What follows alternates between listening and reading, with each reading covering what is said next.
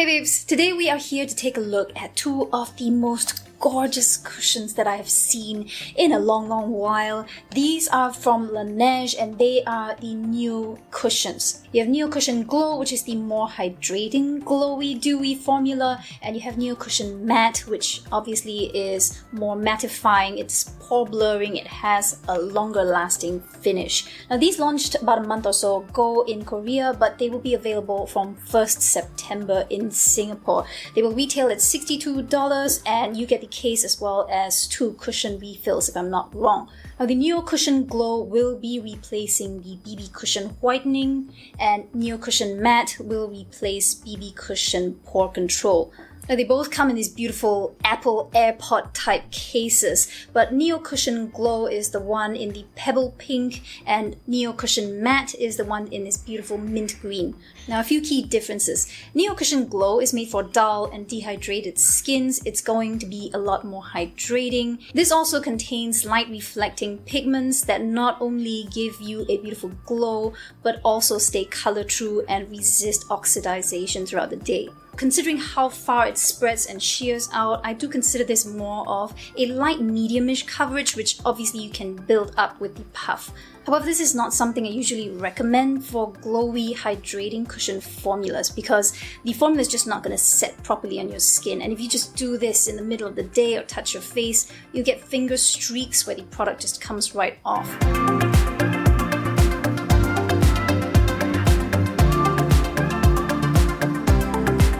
Neo Cushion Matte, on the other hand, is supposed to be a longer wearing formula. It's got a soft matte finish and also instantly higher coverage.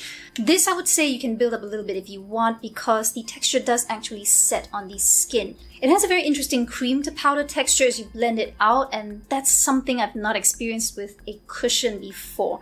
Now, I don't want to jump to conclusions, but right off the bat, I really am impressed with Neo Cushion Matte. It has such immediate coverage, and also the fact that it actually blends on and then adheres to the skin and dries down makes me really impressed. Because I'm used to cushion formulas just blending round and round the skin and not really drying down for a long time.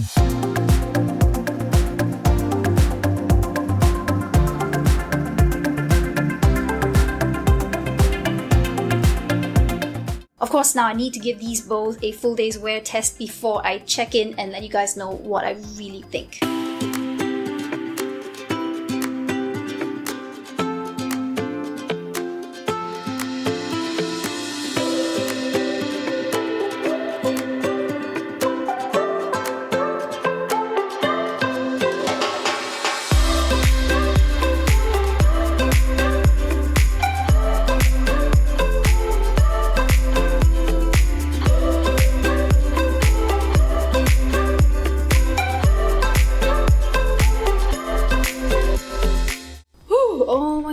It is now almost 7 p.m. and I've been wearing these cushions for just a little over 8 hours now.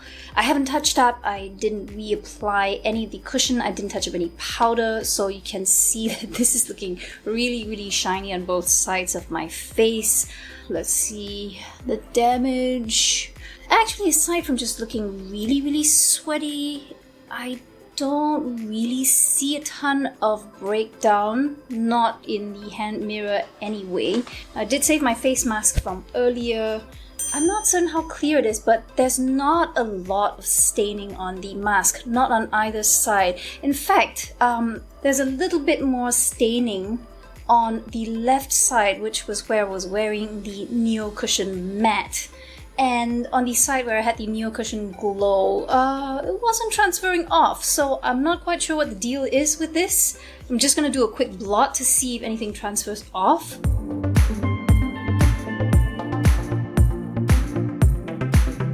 Yeah, both sides transferred a little bit, so I can only assume that this was probably due to the fact that the left side of the mask was just rubbing against my face a little bit more than the right side.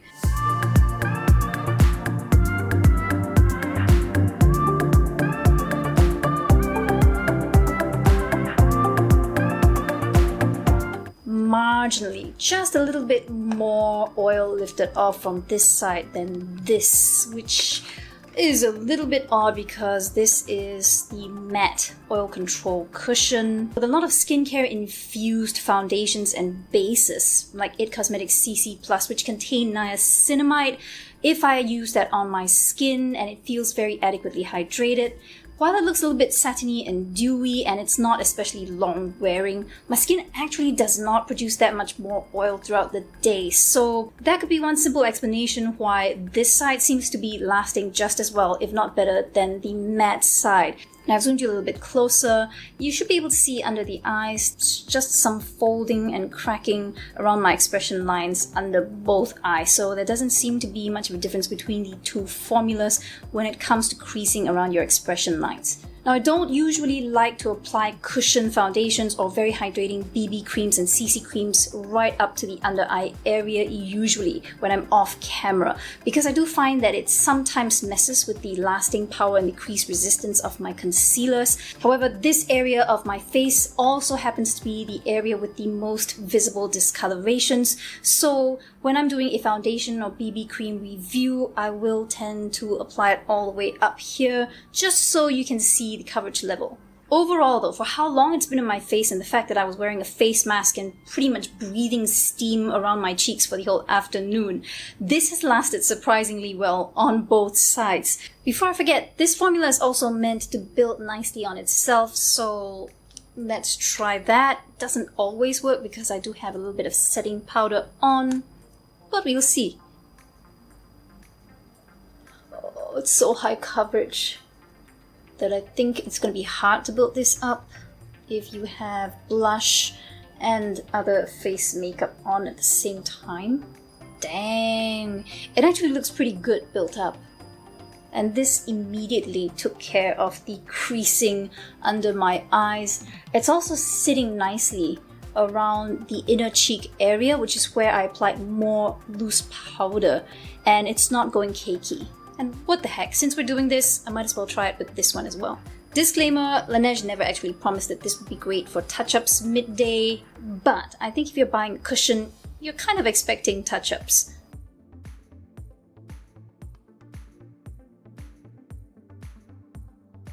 You can see that the Fresh Cushion foundation is a completely different color to what it looks like when it's set, so just bear that in mind. It will go about one shade deeper.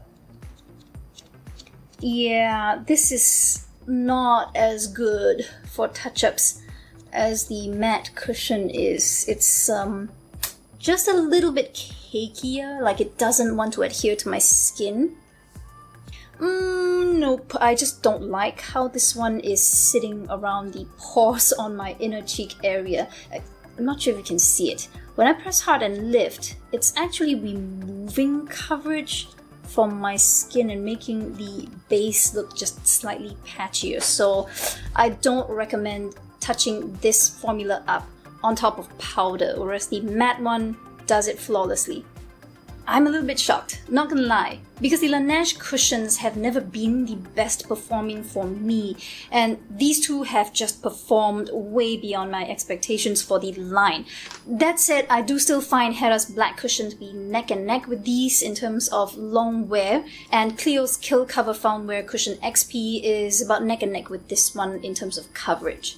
Still, I'm gonna be a sucker and say it's really hard to resist this packaging. These are just gorgeous, and I love the fact that they have this one touch kind of a swivel and click mechanism for the refills, you know, no more popping things out from behind and having things fly all over the place. It's just really sleek and something nice to bring out with you for touch-ups.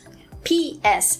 If you happen to like one color way more than the other and you have a little bit more budget to spare, you could buy both and then just switch out the refilled cushion inside and bring out whichever case you prefer. I'm just a little bit excited thinking about what kind of special limited edition colors and designs they're going to come up with in the near future, because they tend to have a lot of those each year. And that's the very quick roundup of the two new Laneige Neo cushions. I hope you guys found this helpful. If you've tried them, please let me know what your experience was and which of these formulas you prefer. If you have not and you're eyeing them, which one? And that's me signing off. Until I see you again, please stay safe.